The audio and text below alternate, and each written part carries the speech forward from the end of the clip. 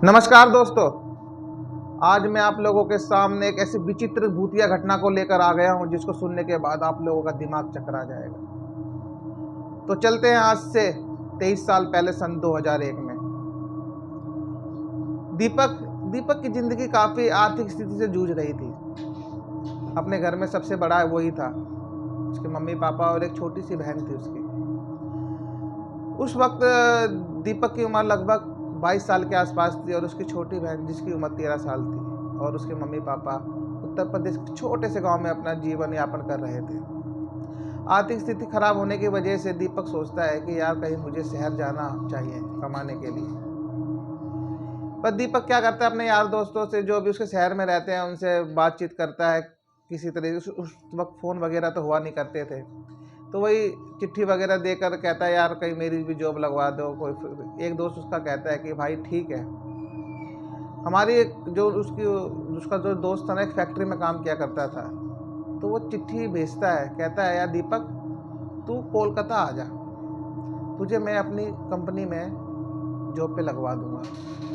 दीपक कहता है कि मम्मी पापा मैंने अपने दोस्त को चिट्ठी भेजी थी, तो उसने जवाब दिया है वो अपनी ने किसी कंपनी में वो जॉब करता है कोलकाता में, तो मुझे भी बुला रहा है। तो दीपक के मम्मी पापा कहते हैं हाँ हाँ बेटा चले जाओ, वैसे भी हमारी जो आर्थिक स्थिति इतनी अच्छी नहीं है, तुम 2 पैसे कमाओगे तो अच्छी बात है। दीपक भी अपने घर की ऐसी हालत देखकर कोलकाता निकल जाता है। जैसे तैसे कोलकाता पहुंचता है और वहाँ पर अपने दोस्त से मिलता है, और उसका दोस्त अपनी ही फैक्ट्री में उसको जॉब दिलवा देता है, और उसकी सैलरी होती है 4,000 रुपये। सन 2001 में 4,000 रुपये बहुत हुआ करते थे। जो दीपक होते हैं अपने मम्मी पापा को चिट्ठी लिखकर भेजते हैं कि मेरी नौकरी लग गई है और मेरी तनख्वाह 4,000 रुपये है। चिट्ठी पाने के बाद उसके मम्मी पापा काफ़ी खुश होते हैं कि हमारे बेटे की नौकरी लग गई है, अब हमारे दिन भी सुधरेंगे। दीपक कोलकाता में ही नौकरी करते थे, रहते थे, और अपना जो पैसे वगैरह मिलते थे वो अपने मम्मी पापा को भेजते थे। नौकरी करते करते ना जाने कब 6 साल बीत गए और दीपक अपने गांव वापस नहीं गए। तो उनके मम्मी पापा उस टाइम तकरीबन 2006-7 के आसपास थोड़ा बहुत फ़ोन वगैरह चलने लग गए थे, और लैंडलाइन नंबर से जो उनके ऑफिस वगैरह जो जिस फैक्ट्री में अपने दीपक काम करते थे वहाँ का नंबर उन्होंने चिट्ठी में अपने मम्मी पापा को लिखकर भेज दिया। तो उनके मम्मी पापा ने भी पीसीओ से कॉल लगाई होगी। कॉल पे वो अपने बेटे से कहते हैं कि बेटा तुम्हें देखे काफ़ी साल हो गए हैं, तो छुट्टी लेकर अपने गांव आ जाओ। दीपक भी कहते हैं हाँ यार मम्मी पापा और बहन से मिले हुए 5-6 साल कब बीत गए मुझे पता ही नहीं चला। इस थकान भरी ज़िंदगी में भी क्यों ना गांव जाकर कुछ आराम किया जाए। तो दीपक क्या करते हैं, अपने मालिक से बात करते हैं और छुट्टी लेकर गांव निकल पड़ते हैं। और जो दीपक होते हैं ना, उस टाइम जो ट्रेन वगैरह होती थी तो उनका जो इतना वो नहीं था, तो दीपक कहते हैं यार अपने दोस्त से यार मुझे गांव जाना है, तो छुट्टी वगैरह की तो मैंने बात कर ली है, तो यार तू गांव भिजवाने के लिए मेरी ट्रेन की टिकट करवा दे। तो जो दीपक के दोस्त होते हैं वो ट्रेन की टिकट करवाने की कोशिश करते हैं, लेकिन उस टाइम ट्रेन की टिकट होती नहीं है।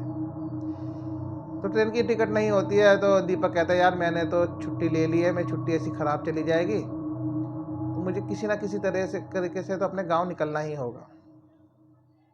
तो दीपक क्या करते हैं, एक बैग उठाते हैं और बस पकड़ते हैं जो उनके गांव ही जाया करती थी। वो बस में बैठ जाते हैं, बस चलती है। जाते जाते बस तकरीबन रात के 11:15 बजे के करीब उनके गांव के बाज़ार में उतार देती है। और जो उनकी बाज़ार होती है ना, वो बाज़ार से जो अपने दीपक का गांव 2.5 किलोमीटर दूर था, जो उन्हें पैदल ही तय करना था। दीपक कहते हैं चलो ठीक है मैं अपने गांव तो आ गया, और अपने गांव आने के बाद कितना अच्छा लग रहा है, लेकिन रात का इतना टाइम हो रहा है कि कोई रिक्शे वगैरह भी नहीं दिख रहा है। तो दीपक अपना बैग उठाते हैं, 2 बैग होते हैं उनके पास, दोनों कंधों पर टांगते हैं और चल पड़ते हैं। तकरीबन 1 किलोमीटर चलने के बाद दीपक के ठीक गांव से 1.5-2 किलोमीटर पहले तालाब पड़ा करता था। दीपक उस तालाब से जा रहे होते हैं, अचानक से दीपक को आवाज़ आती कि तालाब में कोई कूदा। दीपक ध्यान से देखते हैं तालाब में कौन कूदा, तो दीपक कहते हैं कि कोई डूब तो नहीं रहा। वो भागे भागे जाते हैं, तो क्या जाकर देखते हैं तो उनको कुछ दिखाई नहीं देता। दीपक कहता है यार अभी तो आवाज़ आई थी कि कोई तालाब में कूदा, मैंने बिल्कुल क्लियर सुना, लेकिन एकदम से यहाँ पे मैं आया और कुछ दिखा ही नहीं। दीपक के मन में थोड़ा डर सा आ जाता है, क्योंकि वो अपने गांव 6 साल बाद आ रहे थे और गांव में थोड़ा कहानियाँ बदल चुकी थी। दीपक कहते हैं कि चल छोड़।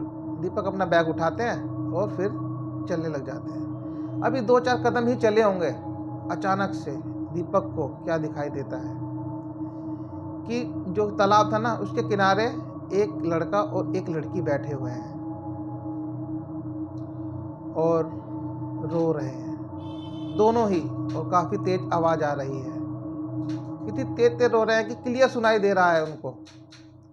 दीपक कहते हैं, उनके पास जाने की कोशिश करते हैं, कहते हैं कौन कौन हो तुम? कोई आवाज़ नहीं आती है। दोनों दीपक की बात का कोई जवाब नहीं देते हैं। दीपक उनके पास और जाते हैं, कहते हैं क्यों रो रहे हो आप दोनों, कौन हो? कोई जवाब नहीं आता है।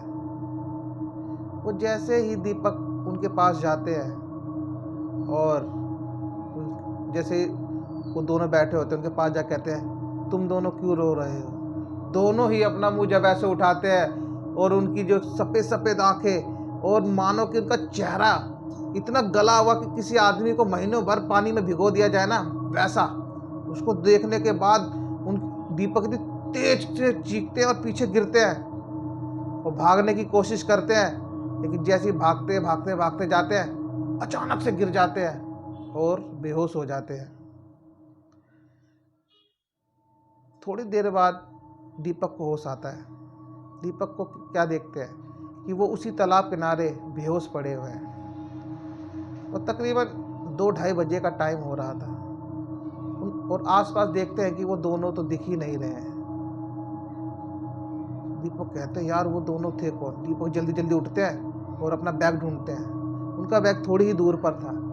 अपना बैग उठाते हैं और भागने की कोशिश करते हैं और जैसे वो भागते हैं, जो उनके तालाब के किनारे एक बरगद का पेड़ था, बरगद के पेड़ से धम से वही दोनों, वही चुड़ैल और वो भूत कूदते हैं और दीपक के आगे आके खड़े होकर कहते हैं मैं तुझे भी नहीं छोड़ूंगा, मैं किसी को भी नहीं छोड़ूंगा, तुम सब ने हमको मारा है, तुम्हारी ही वजह से हम मरे हैं, हम तुम्हें भी नहीं छोड़ेंगे। दीपक कहता है हकलाते हुए आवाज में, मेरी वजह से क्यों मरे हो तुम? मैंने क्या किया है? दीपक कहता है तुम सबकी ही वजह से हम मरे हैं, हम किसी को भी नहीं छोड़ेंगे, तुम्हें भी नहीं छोड़ेंगे। और दीपक का गला पकड़ते हैं और जोर जोर से दबाने लगते हैं। दीपक चिल्लाता है।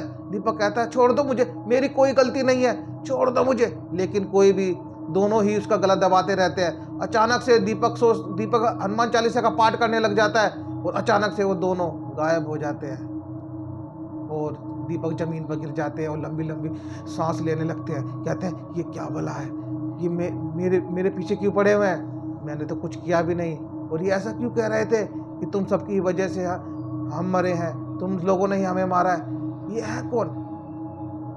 दीपक इतनी तेजी से बैग के पास भागते हैं और अपना बैग उठा के इतनी तेज दौड़ते हुए जाते हैं और अपने घर पहुंचते हैं और घर पहुंचते जाते ही बेहोश हो जाते हैं। उनके मम्मी पापा देखते हैं कि बेटा इतनी रात को आया और एकदम से बेहोश क्यों हो गया।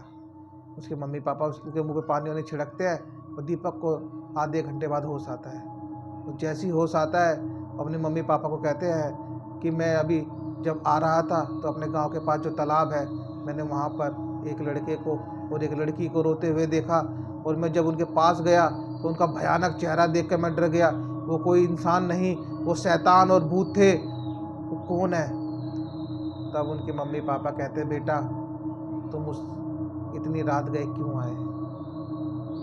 जब तुम शहर गए थे कमाने के लिए तो उसके 1 साल बाद ही अपने गांव के जो सरपंच हैं उनकी बेटी ने और दूसरे गांव के एक लड़के ने प्यार किया और उस प्यार, जब सरपंच जी ने उस प्यार को नहीं माना तो उनकी बेटी ने और उस लड़के ने उस बरगद के पेड़ पर फांसी लगा ली।